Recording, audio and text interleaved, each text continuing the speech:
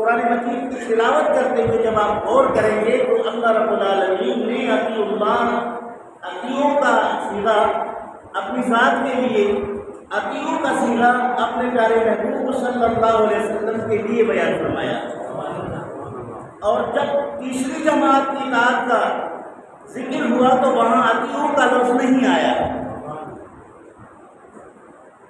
معلوم ہوا کہ اللہ رب العالمین جو حکم دے بغیر سوچے سمجھے آپ نے اس کی اطاعت کرنی ہے۔ رسول کریم صلی اللہ علیہ وسلم جو بھی حکم ارشاد فرمائے، نبی کریم صلی اللہ علیہ وسلم کا حکم ارشاد فرمانا عین اللہ رب العالمین کا حکم ہے۔ اس لیے رسول کریم صلی اللہ علیہ وآلہ وسلم کے اطاعت کے بعد آپ یہ نہیں دیکھیں گے کہ قرآن مجید کیا فرماتا ہے اور رسول کریم کیا فرماتا ہے، کیونکہ رسول کا فرمان قرآن کا فرمان ہے۔ قرآن مجید نے نبی اکرم صلی اللہ علیہ وآلہ وسلم کی اطاعت کو مطلقاً اللہ رب العالمین کی اطاعت قرار دیا۔ وَمَن يُطِعِ الرَّسُولَ فَقَدْ أَطَاعَ اللَّهَ، جس نے رسول کی اطاعت کی تحقیق اس نے، بے شک اس نے اللہ کی اطاعت کی۔ یہاں کوئی پابندی نہیں، کوئی شرط نہیں، کوئی قید نہیں، اس لیے اطیعوا کا صیغہ اللہ کے لیے استعمال ہوا، اطیعوا کا صیغہ رسول کریم صلی اللہ علیہ وسلم کے لیے استعمال ہوا۔ اس کے بعد ایک اور جماعت ہے جسے اولی الامر کہتے ہیں، ان کی اطاعت کا بھی حکم ہے، لیکن اولی الامر کی اطاعت اللہ رب العالمین کی اطاعت کے تحت ہے۔ اولی الامر کی اطاعت رسول کریم کی اطاعت کے تحت ہے۔ اگر وہ اللہ کے اطاعت سے ٹکرا جائے تو ناقابل قبول ہے، رسول کریم کی اطاعت سے ٹکرا جائے تو ناقابل قبول ہے۔ ان کی اطاعت تب ہوگی جب اللہ اور اس کے رسول صلی اللہ علیہ وسلم کی اطاعت کے تحت اس کے اندر یہ شامل ہوں گے، اس کے علاوہ نہیں۔ اس کی وضاحت نبی کریم صلی اللہ علیہ وسلم کو فرمایا لا طاعۃ للمخلوق فی معصیۃ الخالق، جہاں اللہ رب العالمین کی نافرمانی ہو رہی ہو، اللہ کی نافرمانی میں کسی مخلوق کی اطاعت نہیں، بولے اللہ کی نافرمانی میں کسی مخلوق کی اطاعت نہیں کی جائے گی، اور اللہ رب العالمین کی فرما برداری مقدم ہے، اللہ کے پیارے رسول صلی اللہ علیہ وسلم کی فرما برداری مقدم ہے، اور تیسری جماعت جو اولی الامر ہے ان کی اطاعت اللہ اور اس کے رسول صلی اللہ علیہ وسلم کی اطاعت کے تحت ہے۔ سبحان اللہ، اگلے جملے نے اس کو واضح کر دیا، وَإِن تَنَازَعْتُمْ فِي شَيْءٍ، بس اگر کسی چیز کے بارے میں تنازع تمہارے اندر پیدا ہو جائے، جھگڑا پیدا ہو جائے، اختلاف پیدا ہو جائے، تو فَرُدُّوهُ إِلَى اللَّهِ وَالرَّسُولِ، اس مسئلے کو لے آؤ اللہ رب العالمین کی طرف اور اللہ رب العالمین کے پیارے رسول صلی اللہ علیہ وسلم۔ سبحان اللہ۔ اولی الامر کا ایسا حکم ہے جو سبب بنا ہے کسی مسئلے میں اختلاف اور تنازع کا۔ اب وہ تنازع جب بن گیا تو کیا کرنا ہے؟ اسے اللہ اور اس کے رسول صلی اللہ علیہ وآلہ وسلم کی اطاعت کی طرف لے آنا ہے کہ آیا یہ جو کہا جا رہا ہے، یہ جو فیصلہ سنایا جا رہا ہے، یہ جو حکم دی جا رہی ہے، کیا یہ اللہ رب العالمین کے حکم کے خلاف تو نہیں؟ رسول کریم صلی اللہ علیہ وسلم کے نافرمانی کے زمرے میں تو نہیں آ رہا۔ جب دونوں نہیں آ رہا تو پھر امیر کی اطاعت ہے، پھر حاکم کی اطاعت ہے، پھر اولی الامر میں سے کوئی بھی شخص ہے اس کی اطاعت ہے۔ اگر ان کی اطاعت اللہ رسول کی اطاعت کے خلاف ہو تو قرآن مجید نے اسے اللہ اور اس کے رسول صلی اللہ علیہ وآلہ وسلم کی طرف لوٹا کر لے آنے کا ذکر بیان کیا۔ تو عزیزان گرامی، نبی کریم صلی اللہ علیہ وآلہ وسلم کی اطاعت کا حکم بھی انہیں جو ایمان والے، سبحان اللہ، ایمان والے، جس نے اللہ رب ذوالجلال کی وحدانیت پر، مصطفیٰ کریم صلی اللہ علیہ وسلم کی نبوت اور رسالت پر یقین لایا، مومن کہلایا، تو وہ مومن جو ہے اب پابند ہے اللہ اور اس کے رسول صلی اللہ علیہ وسلم کی فرمانبرداری کرنے کا۔ سبحان اللہ۔ ایمان لانے کے بعد مومن آزاد نہیں، پابند ہے۔ مومن اپنی گھوڑے پر سوار ہو کر دوڑ نہیں لگائے گا بلکہ وہ اللہ اور اس کے رسول صلی اللہ علیہ وسلم کی اطاعت کرے گا، خود سے کچھ نہیں کرے گا، جو حکم اسے اللہ اور اس کے رسول صلی اللہ علیہ وسلم کی طرف سے دی جائے اس پر وہ عمل کرے گا، کیونکہ وہ مومن ہو گیا ہے۔ مومن ہونے کے بعد اس نے اللہ رب العالمین اور اللہ کے پیارے محبوب سے عہد کر لیا ہے کہ وہ اللہ رب العالمین کی فرما برداری کرے گا، وہ رسول کریم صلی اللہ علیہ وآلہ وسلم کی فرما برداری کرے گا، وہ نبی اکرم صلی اللہ علیہ وسلم کے طریقہ کار پر اپنی زندگی بسر کرے گا، وہ مومن ہے۔ مومن کی نظر اللہ کے فرمان پر ہے، مومن کی نظر رسول کریم کی اشارت پر ہے۔ سبحان اللہ، سبحان اللہ۔ مومن ادھر ادھر جھانکنے والا نہیں کہ یورپ میں کیا ہو رہا ہے، فلاں علاقے میں کیا ہو رہا ہے، فلاں قسم کے لوگ کیا کر رہے ہیں۔ مومن کی نظر اس پر ہے کہ اللہ نے کیا حکم ارشاد فرمایا ہے، رسول کریم صلی اللہ علیہ وآلہ وسلم نے کیا حکم ارشاد فرمایا ہے۔ سبحان اللہ۔ ڈاکٹر اقبال نے کہا کہ جب میں کہتا ہوں مسلمان ہوں، جب میں کہتا ہوں تو بگویم مسلمانم بھی لرزم، جب میں کہتا ہوں کہ مسلمان ہوں تو کام جاتا ہے، ادانا مشکلات لا الہ، کیونکہ لا الہ الا اللہ کے بعد جو پابندیاں ہیں اس کو جاننے کے بعد وہ کام جاتا ہے۔ کہیں ایسا نہیں کہ میں نے اللہ اور اس کے رسول صلی اللہ علیہ وسلم سے عہد کر لیا ہے، ان کی اطاعت مجھ پر لازم ہے، کیا میں اللہ اور اس کے رسول کی نافرمانی تو نہیں کر رہا؟ وہ ایک ایک قدم پر بڑا محتاط ہو کے آگے بڑھتا ہے اور کام جاتا ہے، ڈر جاتا ہے کہیں ایسا نہ ہو کہ میرے اندر کوئی عمل میں کوئی ایسی لفظ آ جائے جو اللہ اور اس کے رسول صلی اللہ علیہ وسلم کی ناراضگی کا سبب بنے۔ اللہ رسول کے ناراضگی کا سبب اگر یہ بن جاتا ہے تو پھر وہ مسلمان کہلا کر کیسے وہ سچا ہو سکتا ہے؟ اس لیے کہا کہ جب میں کہتا ہوں کہ مسلمان ہوں، کیوں بگویم کہ مسلمان ہوں بھی لرزم، جب میں کہتا ہوں کہ مسلمان ہوں تو کام جاتا ہوں، تو کام اس لیے جاتا ہے کہ وہ اللہ رب العالمین کی خشیت ہے، خدا کا خوف اس کے دل میں ہے، رسول کریم صلی اللہ علیہ وسلم کے ساتھ سچی عقیدت اور محبت ہے، کہیں محبوب ناراض نہ ہو جائے، کہیں رب ذوالجلال کا غضب ان پر نہ آ جائے، کیونکہ میں مسلمان ہوں۔ مسلمان کے سامنے قبر بھی ہے، مسلمان کے سامنے حشر بھی ہے، مسلمان کے سامنے میزان بھی ہے، پل صراط بھی ہے، رب ذوالجلال کی بارگاہ میں حاضری بھی ہے۔ وہ ان لمحات کا تصور کر کے کام جاتا ہے، ڈر جاتا ہے کہیں قبر میں مشکلات میں مبتلا نہ ہو جاؤں، کہیں حشر میں رسوا نہ ہو جاؤں، کہیں رب ذوالجلال کی بارگاہ میں اللہ کی گرفت میں نہ آ جاؤں۔ وہ مسلمان رہتا ہے، مسلمان نام ہے تسلیم کرنے کا، جو اللہ اور اس کے رسول صلی اللہ علیہ وسلم کے دین کو تسلیم کرے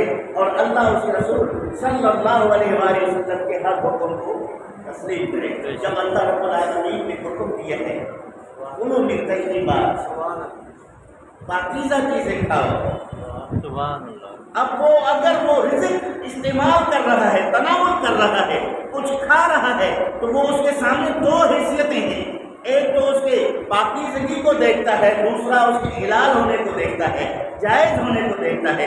آیا یہ جو میں کھا رہا ہوں یہ پاکیزہ بھی ہے؟ آیا تو یہ میں کھا رہا ہوں یہ میرے لیے حلال بھی ہے؟ تو معلوم ہوا کہ مسلمان کے الگ سے لقمہ تب اترتا ہے جب وہ یقین کر لیتا ہے اب اس لقمے کو میں اپنے پیٹ میں ڈالنے کا حق رکھتا ہوں، مجھ سے کوئی باز پرس نہیں ہوگی، وہ اس کو تناول کر لیتا ہے۔ مسلمان کا کھانا اللہ رب العالمین کی فرما برداری میں ہو تو بڑا محتاط ہوتا ہے، کہیں رزق حلال کے علاوہ کوئی اور لقمہ میرے پیٹ کے اندر تو نہیں گیا، وہ تو مشتبہات سے بھی بچتا ہے، وہ مشکوک معاملات سے بھی بچتا ہے، وہ تقویٰ کی راہ پر چلتا ہے، اس لیے وہ مسلمان ہے۔ سبحان اللہ۔ اللہ رب العالمین نے مسلمان کو حکم دیا جھوٹ نہ بولو۔ وہ انتہائی کم گوئی کے معاملے کو اختیار کر لیتا ہے، جب آپ ان سے پوچھتے ہیں یا آپ اکثر خاموش رہتے ہیں، آپ بہت کم گفتگو کرتے ہیں، اس کی وجہ کیا ہے؟ تو اس کی وجوہات تو تین ہو سکتے ہیں، یا تو وہ بولنا سچ ہوگا، یا تو وہ بولنا جھوٹ ہوگا، یا تو وہ بولنا غیبت ہوگا، یا تو وہ بولنا چغلی ہوگا۔ اگر سچ کے علاوہ اللہ رب العالمین کے ذکر کے علاوہ مسلمان کو یہ زبان استعمال کرنے کی اجازت ہی نہیں، جھوٹ میں زبان استعمال کرنے کی اجازت نہیں ہے، چغلی میں زبان استعمال کرنے کی اجازت نہیں ہے، غیبت میں زبان استعمال کرنے کی اجازت نہیں ہے، فحش گفتگو میں زبان استعمال کرنے کی اجازت نہیں، گالم گلوچ میں زبان استعمال کرنے کی اجازت نہیں، نہیں ہے۔ تو معلوم ہوا کہ جب مسلمان بولتا ہے تو ایک ایک لفظ منہ سے نکالتے وقت وہ انتہائی سوچ میں مبتلا ہو جاتا ہے، کہیں یہ بات غلط تو نہیں کر رہا ہوں، اسے اللہ نے روکا ہے، کہیں میرے اس جملے سے کسی کی غیبت تو نہیں ہو رہی ہے، کہیں میرے ان الفاظ سے کسی کی دل آزاری تو نہیں ہو رہی ہے، کیونکہ اللہ اس رسول نے روکا ہے۔ اللہ کا یہی قانون ہے، اطیعوا الرسول کا یہی قانون ہے، وہ جب گفتگو کرے تو گفتگو کرنے کے لیے بھی اس کو محتاط ہونا پڑتا ہے، جب وہ اپنی نظریں اٹھا کر چیزوں کو دیکھے تو وہاں بھی اس کو بڑا محتاط ہو کے چلنا پڑتا ہے، محتاط ہو کے دیکھنا پڑتا ہے۔ مسلمان جو کہ آزاد نہیں ہے، مسلمان پابند ہے اللہ اور اس کے رسول صلی اللہ علیہ وسلم کی اطاعت اور فرما برداری کا، جب وہ کسی چیز کی طرف دیکھتا ہے وہ اس سوچ میں مبتلا ہو جاتا ہے، آیا مجھے شرعی طور پر اس چیز کو دیکھنے کی اجازت ہے یا مجھے روکا گیا ہے؟ وہ اس طرح اپنی نظروں کو سنبھال کر چلتا ہے، وہ اسی طرح اپنے کانوں کو سنبھال کر چلتا ہے، کہیں میں کسی غلط کلمات کو تو نہیں سماعت کر رہا، کہیں غلط باتیں تو نہیں سن رہا، کہیں کسی کی غیبت تو نہیں سن رہا، یہ سب کے سب گناہ کے زمرے میں شامل ہو جاتے ہیں جو آج ہم ان کو شربت کی طرح پی رہے ہیں، آج ہم اس کو بڑا شیر مادر سمجھ کر ہضم کر رہے ہیں۔ مسلمان کا کام یہ نہیں ہے، مسلمان ان چیزوں پر اگر عمل کر لے تو مسلمان معاشرہ اور مسلمان آبادی جنت بن جائے، مسلمان معاشرے کی رونقیں اور خوشبوئیں دنیا میں پھیل جائیں جب ہم نے اطاعت خدا اور اطاعت رسول صلی اللہ علیہ وآلہ وسلم سے غفلت کا راستہ اختیار کر چکے ہیں، غافل ہو کر ہم بول رہے ہیں، غافل ہو کر ہم دیکھ رہے ہیں، غافل ہو کر ہم سن رہے ہیں، غافل ہو کر ہم کھا رہے ہیں، غافل ہو کر ہم سو رہے ہیں، غافل ہو کر ہم چل رہے ہیں، غافل ہو کر ہم مسجد میں آ رہے ہیں، غافل ہو کر ہم مسجد سے جا رہے ہیں، ہم غافل ہو کر اپنی برادری کے ساتھ معاملات طے کر رہے ہیں، ہم غافل ہو کر لوگوں کے جنازے میں شریک ہوتے ہیں، ہم غافل ہو کر جنازے کے صف میں کھڑے ہیں، کوئی احساس نہیں ہے۔ اگر احساس ہو جائے تو یہ ہر معاملہ ہمارے لیے درس بن جائے، ہر معاملہ ہمارے لیے سبق بن جائے، ہر معاملہ ہمارے لیے ذریعہ ہدایت بن جائے۔ ان تمام معاملات کو طے کرنے کے بعد بھی اگر ہم متاثر نہیں ہوتے ہیں، ہمیں احساس اگر نہیں ہوتا تو معلوم ہوا کہ جنازے میں جا کر بھی ہم غافل ہیں، میت کو قبر میں اتارتے وقت بھی ہم غافل ہیں، مسجد میں آ کر اللہ رب العالمین کے ذکر کرتے وقت بھی ہم غافل ہیں، مسجد سے اللہ رب العالمین کی بندگی ظاہری طور پر بجا لا کر گھر کی طرف چلنے کے لحاظ سے بھی ہم غافل ہیں، کیونکہ ان تمام غفلتوں میں مبتلا ہو کر ہم کافی اسلام کے احکامات سے بھی دور ہیں اور حقیقی معنی میں خدا اور رسول صلی اللہ علیہ وآلہ وسلم کی فرما برداری سے دور ہیں۔ ہم اگر نماز پڑھ رہے ہیں تو ایک بظاہر ایک رسمی عمل کر کے ہم نکل رہے ہیں، اگر وہ نماز ہو جو حضور قلب والی ہو، وہ نماز ہو جو خشیت والی ہو، وہ نماز ہو جو اللہ اور اس کے رسول صلی اللہ علیہ وآلہ وسلم کی رضا والی ہو، وہ نماز کیا ہے؟ ان الصلاۃ تنہی عن الفحشاء والمنکر، بے شک نماز روکتی ہے انسان کو بے حیائی اور برائی سے۔ بے شک نماز پنجگانہ پڑھنے والا، تکبیر اولیٰ پانے والا، امام سے پہلے مسجد کے دروازے پہ کھڑے ہونے والا، راتوں کو تہجد میں راتیں بسر کرنے والا، یہ ساری عبادتیں نماز کی صورت میں ادا کر لیتا ہے، اس کے باوجود اگر وہ اللہ رب العالمین کی نافرمانی میں مبتلا ہے، اس کے باوجود وہ بدعملی میں مبتلا ہے، اس کے باوجود وہ گناہوں میں مبتلا ہے، تو معلوم ہوا کہ وہ حقیقی طور پر تو نماز نہیں ہوتی۔ بے شک ان الصلاۃ تنہی عن الفحشاء والمنکر قرآن کا حکم ہے کہ نماز روک لیتی ہے انسان کو بے حیائی اور برائی سے جب وہ نماز مقبول ہو جائے، جب اس نماز کو اللہ رب العالمین قبول کر دے، جب نماز قبول ہو جائے اس کے قبولیت کا ایسا اثر ہو جاتا ہے کہ وہ کالا دل جو ہے سیاہ دل جو ہے وہ سفید بن جاتا ہے، اس کے اندر نورانیت پیدا ہوتا ہے، اس کی نورانیت کے آثار چہرے کے لکیروں سے، پیشانی کے لکیروں سے نظر آتے ہیں۔ جب کوئی بندہ اسے دیکھ لیتا ہے تو اس کو اللہ یاد آتا ہے، سبحان اللہ، وہ اللہ رب العالمین کا مقبول بندہ بن چکا ہے، وہ اللہ کا مقرب بندہ بن چکا ہے، وہ اللہ کے پیارے محبوب صلی اللہ علیہ وآلہ وسلم کا سچا اور پکا عاشق اور محب بن چکا ہے۔ جب وہ اللہ اور اس کے رسول صلی اللہ علیہ وآلہ وسلم کی فرما برداری کر کے اپنے تاریخ دل کو منور کر لے، پھر اس کے دل سے جو بات نکلتی ہے تو وہ اصل میں سبحان اللہ، उससे फिर असर भी दूसरे लोगों पर, दूसरी मखलूक पर आयद हो जाता है। तो अज़ीज़ान इकरामी, अल्लाह रब्बुल आलमीन के प्यारे महबूब सल्लल्लाहु अलैहि वसल्लम की इताअत और फरमाबरदारी हम पर लाजिम है। हम किसी सूरत अल्लाह और उसके रसूल सल्लल्लाहु अलैहि वसल्लम की फरमाबरदारी से बेनियाज नहीं हो सकते, क्योंकि मुसलमान हैं। अब मस्जिद में आएंगे तो अल्लाह और उसके रसूल सल्लल्लाहु अलैहि वसल्लम के बताए हुए तरीके पर आएंगे। हम मस्जिद से जाएंगे तो भी अल्लाह और उसके रसूल सल्लल्लाहु अलैहि वसल्लम की फरमाबरदारी को मद्देनजर रखते हुए निकलेंगे। तो ये सारी चीज़ें जब हम करेंगे तो फिर हम कहलाएंगे इस्लाम वाज़िह दीन है, इस्लाम मुनव्वर दीन है, इस्लाम हिदायत का रास्ता है, इस्लाम निजात का रास्ता है, इस्लाम में मोहब्बत का दर्स है,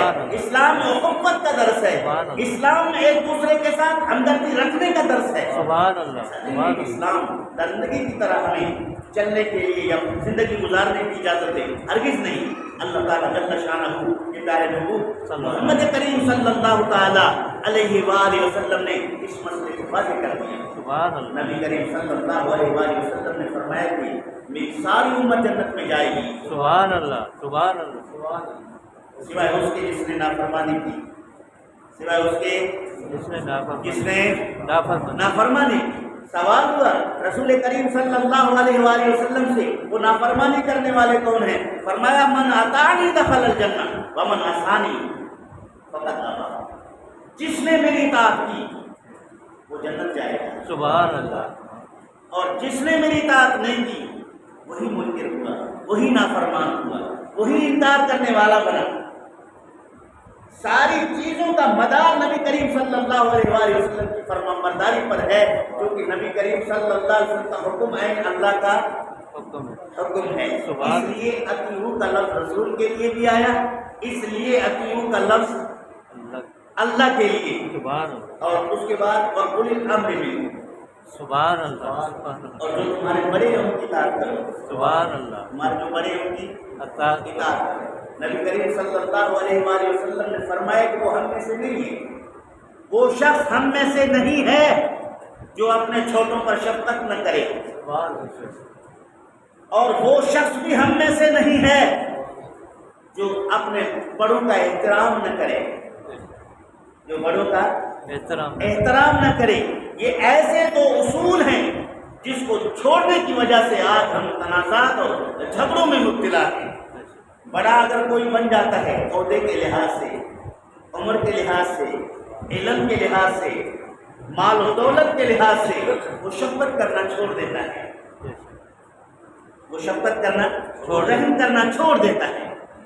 जब वो शफ़क़त करना छोड़ देता है, जब वो रहम करना छोड़ देता है, जब वो उसके पास हमदर्दी का जज्बा नहीं रहता, फिर उसके छोटे उसकी मुखालिफत करने लग जाते हैं, उसके मुतल्लिक चेमे गोइयाँ शुरू हो जाती हैं, बदशुभ के कलिमात कभी कभार उनके सामने उनसे लोग कहते हैं, फिर तलातुम पैदा हो जाता है, फिर झगड़ा पैदा हो जाता है। ये बहुत बड़े आलिम होने की वजह से इज्जत रखता था, फलां ने इसकी बेअदबी की, ये हमारे कौम का चौधरी नवाब सरदार था, फलां ने जनाब इसके फैसले में जाके खड़े होकर इसके साथ बहस में लग गया। ये मज़ीद तनाज़े पैदा करते हैं। नबी करीम सल्लल्लाहु अलैहि वसल्लम ने फरमाया कि बड़े को चाहिए कि छोटे पर शफ़क़त रखें, हर लिहाज से उसका ख्याल रखें, सब्र, तहम्मुल, बुर्दबारी का मुजाहिरा करें, अपनी ताकत, कुव्वत और लोगों की कसरत को इस्तेमाल करके किसी की तज़लील न करें, किसी के दर पे आज़ाद न हो। जो बड़ा है, जब बड़ा है तो उसकी जिम्मेदारी भी बड़ी है, जब बड़ा है तो उसका हिसाब भी बड़ा होगा, जिम्मेदारी भी बड़ी है, हिसाब व किताब भी खुदा की बारगाह में बड़ा होगा, और इल्म बुर्दबारी भी उसके पास ज़्यादा होनी चाहिए, सब्र तहम्मुल भी उसके पास ज़्यादा होनी चाहिए। वो ये समझे कि ये जो मेरे पास आके ऊंची आवाज़ में बात कर रहा है, इसका राइट बनता है, इसका हक बनता है, क्योंकि मैं ही इसका सरपरस्त हूँ, मैं ही इसका बड़ा हूँ, मैं ही इसके मसाइल के हल करने की कोशिश करने का जिम्मेदार हूँ। ये मेरे सामने नहीं बोलेगा तो किसके सामने बोलेगा? ये समझकर उसको तसल्ली दे, ये समझकर उसकी बात सुने, ये समझकर उसके साथ उसके सर पर दस्त शफ़क़त रख ले, कभी झगड़े नहीं होंगे, कभी इज्जत और एहतराम में फ़र्क नहीं आएगा। तो नबी अकरम सल्लल्लाहु ताला अलैहि वसल्लम ने हमें दर्स दिया कि छोटों पर शफ़क़त करो, बड़ों का एहतराम करो। ये दो चीज़ें आज हम इसको खाल देखते हैं, इल्ला माशाअल्लाह अगर कहीं को कसरत के साथ اب یہ چیزیں ہم سے غائب ہو رہی ہیں، ہمارے معاشرے سے مٹ رہی ہیں، کیونکہ بدگمانی کے دلدل میں ہم مبتلا ہو چکے ہیں، ظلم اور بربریت کے بازار میں ہم جی رہے ہیں، میلی آنکھ سے لوگوں کی طرف دیکھنے کے عادی بن چکے ہیں، حسن ظن تو ہمارے پاس ہے نہیں، احسن تعویل ہم کسی معاملے پر کرنے کے لیے تیار نہیں ہیں، ہم جہاں جائیں گے بدگمانی کریں گے، جہاں جائیں گے اور تعویل بد سے کام لیں گے، ہم جہاں جائیں گے کسی کو غلط نظروں کے ساتھ دیکھیں گے، اگر وہ اچھا ہو، اگر وہ صحیح ہو۔ آج تو سب سے زیادہ فتنہ اور فساد سوشل میڈیا نے برپا کر دیا، نہ سر نہ پاؤں خبر کی، نہ حق نہ سچ، ایک نے شوشہ چھوڑ دیا، ہم سب اس کے پیچھے لگے، بعد میں پتہ چلا کہ یہ کہانی کچھ اور ہے، بعد میں پتہ چلا کہ یہ حقیقت کچھ اور ہے۔ یہ بدگمانیاں یہ ابلیسی چال ہیں، تلبیس ابلیس میں مبتلا ہو کر ہم جناب والا اپنی زندگی ضائع کر رہے ہیں۔ علماء کے متعلق بھی بدگمانی، مشائخ کے متعلق بھی بدگمانی، اپنے بڑوں کے متعلق بھی بدگمانی، سرداروں اور نوابوں کے متعلق بدگمانی، چھوٹوں کو تو کوئی بہتر سمجھنے کے لیے تیار ہی نہیں، چھوٹوں کو کوئی بہتر سمجھنے کے لیے تیار ہی نہیں ہے۔ تو اللہ کے پیارے محبوب محمد کریم صلی اللہ علیہ وآلہ وسلم نے ہمیں دین دیا ہے، اس دین میں احتیاط کو ملوز نظر رکھا گیا ہے، یہاں تک کہا گیا جہاں تک ہو سکے بہتر معنی اور مفہوم سے کسی عمل کو واضح کیا جائے، جتنا ہو سکے بدگمانی سے بچنے کی کوشش کی جائے، بدگمانی سے بچنا بہت ضروری ہے۔ اللہ رب العالمین نے قرآن مجید میں کہا، اے ایمان والو، اگر تمہارے پاس کوئی فاسق خبر لے کر آئے تم اس کی خوب تحقیق کرو، ایسا نہ ہو کہ تمہاری نادانی میں کوئی مصیبت میں پڑ جائے، کسی کو تکلیف ہو۔ پھر ہر معاملے میں حسن ظن اپناؤ، بہت سارے بدظنی جو ہیں یہ گناہ ہوا کرتے ہیں، تمہیں پتہ ہی نہیں حقیقت کیا ہے، تم نے دیکھا بدگمانی کرنے کے لیے ایک گلی میں شراب کا اڈا ہے، کسی اچھے شریف آدمی کو وہاں سے گزرتا ہوا دیکھ کے کہا کہ دیکھو یہ بھی شراب پینے جا رہا ہے۔ ہم یہ کیوں نہیں کہہ سکتے کہ اس گلی میں شاید وہ کسی کی مدد کرنے جا رہا ہے؟ ہم یہ کیوں نہیں کہتے کہ شاید وہ کسی کی بیمار پرسی کرنے جا رہا ہے، شاید وہ اپنے کسی عزیز سے ملنے جا رہا ہے، شاید وہ اپنے کسی بھائی سے ملنے جا رہا ہے، شاید وہ کسی ضروری کام سے جا رہا ہے۔ ہم یہ تعویل کیوں نہیں کرتے؟ فٹ سے ہم یہ کہتے ہیں شراب پینے جا رہا ہے، کیونکہ راستہ شرابیوں کا ہے، شرابیوں کے راستے سے ایک شریف آدمی کو جاتے ہوئے وہ فٹ سے ہم وہی فتویٰ فٹ کرتے ہیں جو نہیں ہونا چاہیے تھا۔ ایک نیک آدمی کو اگر آپ ایسی جگہ جاتے ہوئے دیکھتے ہیں تو فوراً اس کے متعلق بدگمانیاں کرتے ہیں، اسی نیک آدمی کو مسجد کی طرف دیکھتے ہوئے آپ اس نظر کیوں نہیں کرتے؟ آپ اس کو متقی کیوں نہیں کہتے؟ آپ اس کو پرہیزگار کیوں نہیں کہتے؟ اگر کہیں گفتگو کے دوران کسی اچھے آدمی جو ہزاروں باتیں بڑی بہترین کرتا ہے، کہیں اس کی زبان پھسل گئی تو میں ایک معمولی سے جملے کو لے کر فساد کیوں پیدا کرتے ہیں؟ سبحان اللہ، انسان ہے، زبان بہت گئی، انسان ہے، بھول گیا، انسان ہے، غلطی ہو گئی، ہاں گرفت تب ہے جب اس کو بار بار متنبہ کرنے کے بعد، بار بار توجہ دلانے کے بعد، اس کے بعد بھی وہ اپنے غلط نظریے پر، غلط عقیدے پر قائم ہے تو پھر قابل گرفت ہے، وہ غلط بات ہے، اس کے بعد ہے، اس سے پہلے آپ نے اس کی تشریح کر دی تاکہ وہ کہیں کا نہ رہے۔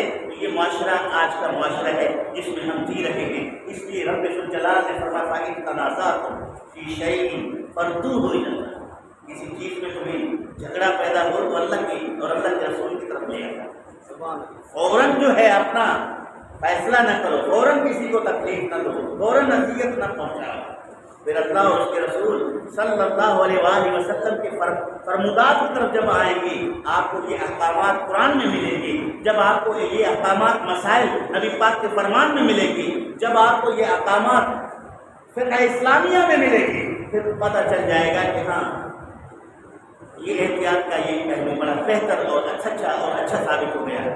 اللہ تعالیٰ جل شانہ ہمیں ان باتوں پر عمل کرنے کی توفیق نصیب۔ آج کی رات شب برات ہے، 15ویں کی رات ہے، دوستوں کو آج لوگ پوسٹ کر رہے ہوتے ہیں، آج بڑی رات ہے، مغفرت کی رات ہے، مجھے معاف کر دینا، جانے میں انجانے میں یہ کیا وہ کیا، یہ ساری باتیں رسمی، دل سے کوئی معافی مانگنے کے لیے تیار نہیں ہے. ایک پوسٹ کسی نے کر دیا، سب نے سینڈ کرنا شروع کر دیا. اگر واقعی میں آپ دل کے ساتھ معافی کے طلبگار ہیں تو شب برات گزرنے کے بعد پھر آپ کے اندر کو تبدیلی ہونی چاہیے، وہ محبت، وہ قوت کا اظہار ہونا چاہیے. 15ویں کی رات تو آپ اپنے پورے سال کی غلطیوں کے معافی مانگتے تھے، پھر خود سے بھی کہتے کہ میں نے سب کچھ معاف کر دیا، آپ بھی خدا کے واسطے مجھے معاف کیجیے. اور 16ویں کو پھر آپ جھگڑا شروع کر دیتے. کہاں جو پھر 15ویں شعبان آ جائے، پورے سال اختلافات میں، غیبت میں اور چغلیوں میں لگے ہوئے ہیں. پھر جب یہ سال آ جائے کہ اگر میں نے آپ کی غیبت کی ہے، میں نے آپ کو تکلیف دی ہے، میں نے آپ کو برا بھلا کہا ہے، خدا کے واسطے مجھے معاف کرو. یہ معافی رسمی ہے، یہ بھی ابلیس کی تلبیس ہے. اس سے ہمیں بچنا چاہیے. دل سے معافی مانگو، جو اللہ اور اس کے محبوب صلی اللہ علیہ وسلم کا فرمان ہے. کسی کو معاف کرو تو دل سے معاف کرو، کسی سے معافیاں مانگو تو دل سے معافیاں مانگو. ایسی معافی مانگو پھر وہ غلطی کبھی نہ کرو، پھر وہ غلطی کبھی نہ کرو. ابھی کے معاف نئے شروع، ہمارے ہاں یہ بولتے ہیں دوست، پرانے معاف نئے. کیا کوئی پرچون کی دکان پر راشن کا کھاتا چل رہا ہے آپ کا؟ 1 مہینے کے راشن کے پیسے جمع کراؤ، اگلے پیسے شروع کرو. ایسا نہیں ہے. عطائے من الذنب کمن لا ذنب له کا یہ مفہوم نہیں ہے. آپ نے توبہ کیا ہے، وہ توبہ پھر ایسا توبہ ہو، پھر اس گناہ کی طرف کبھی آپ پھر اس گناہ کی طرف کبھی نہ جائیں. کم سے کم اگر بشری تقاضے کے تحت انسان کر نہیں سکتا، یہ اس کی مجبوری ہے. مثلا وہ اپنے نفس پر اختیار نہیں رکھ سکتا، اس کو کنٹرول نہیں کر سکتا، دل میں یقین تو رکھ لے، صدق کے دل سے توبہ کر لے، اللہ رب العالمین اس کی مدد فرمائے گا. اللہ تعالیٰ جل شانہ اس کو غلطیوں سے محفوظ فرمائے گا. اللہ تعالیٰ جل شانہ اس کو گناہوں سے دور رکھے گا. شرط یہ ہے کہ وہ دل سے کہے. وہ جب دل سے کہے گا، جب وہ دل سے تائب ہوگا، دل میں وہ جو گناہ کا کالا دھبا تھا وہ مٹ جائے گا. التائب من الذنب کمن لا ذنب له، وہ ایسا ہے جیسا کہ اس نے گناہ کیا ہی نہیں. گناہ سے سچی طرح توبہ کرنے والا ایسا ہے گویا گناہ کیا نہیں ہے. اور گناہ سے توبہ کرنے کے بھی مسائل ہیں. کسی کی بکری چوری کر کے توبہ کرو گے نہیں، جب تک وہ واپس نہیں کرو گے، جب تک اس کو ادا نہیں کرو گے.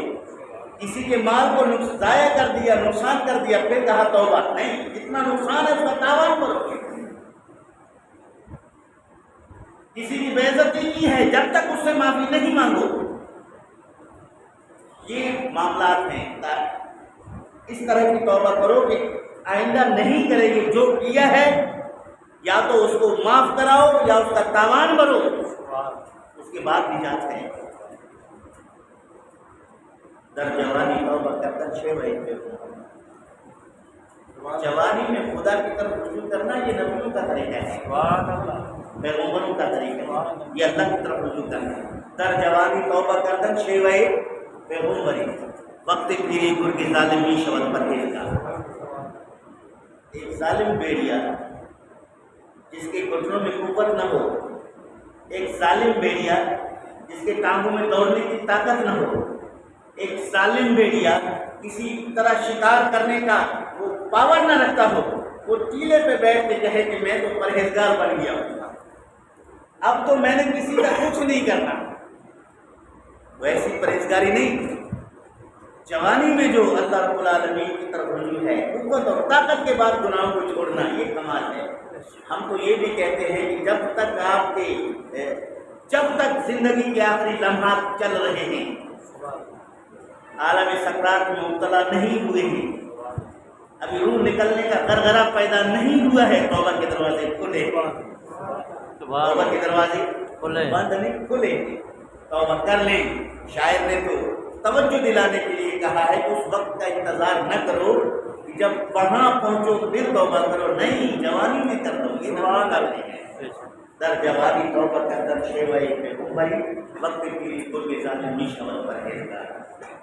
آج 15ویں کی رات ہے. الحمدللہ ہمارے جامع مسجد نورانی شب اداری کا مکمل انتظام اور اہتمام کیا گیا.